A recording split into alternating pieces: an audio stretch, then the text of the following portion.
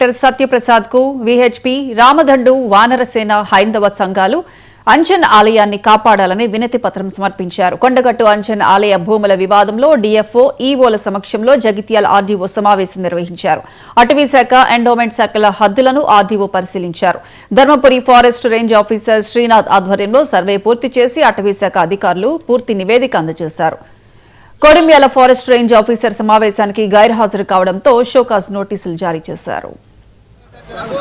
సంబంధించిన వేరే ఇష్యూ ఇప్పుడు కొండ మీద ఉన్న యువ లెవెల్ కూడా గ్రిఫికేషన్ ఆగమ శాస్త్రం లేదని చెప్తారు. సో అది వేరే ఇష్యూ. బట్ టెంపుల్ ఎక్స్పాన్షన్ కోసం ల్యాండ్ అవసరం అయితే రెవెన్యూ ల్యాండ్ అయినా ఫారెస్ట్ ల్యాండ్ అయినా will allocate. There is no question about it.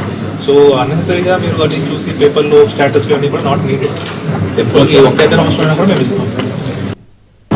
జై శ్రీరామ్. పవిత్ర కొండగట్టు దేవస్థానం సంబంధించిన కథనాలు ఈ మధ్యలో రెగ్యులర్గా జరుగుతున్నాయి. దాని దృష్ట్యాన్ని మేము ఈరోజు కలెక్టర్ గారికి మెమోరాండం ఇవ్వడం జరిగింది. కొండగట్టు గుట్ట కొండగట్టుకే చెందాలని చెప్పేసి దాని మీద మేము అక్కడ ధర్నా చేయడం జరిగింది.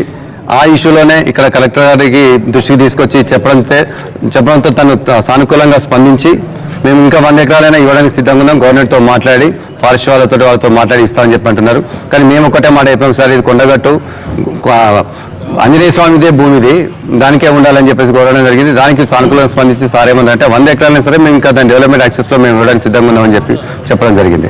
జై శ్రీరామ్. జై శ్రీరామ్. పవిత్ర కొండగట్టు దేవస్థానం సంబంధించిన కథనాలు ఈ మధ్యలో ఆదేశాల మేరకు ఈరోజు డిఎఫ్ఓ గారు, డిఏ గారు, తహసీల్దారు మరియు సర్వేలందరూ కలిపి ఒక జాయింట్ సర్వే చేయాలనే ఉద్దేశంతో రావడం జరిగింది. ఈ ఎండోమెంట్ పరిధిలో ఉన్న ల్యాండ్, రెవెన్యూ ల్యాండ్ మరియు ఫారెస్ట్కి సంబంధించిన ల్యాండ్లన్నింటికి జాయింట్ సర్వే కండక్ట్ చేస్తున్నాం.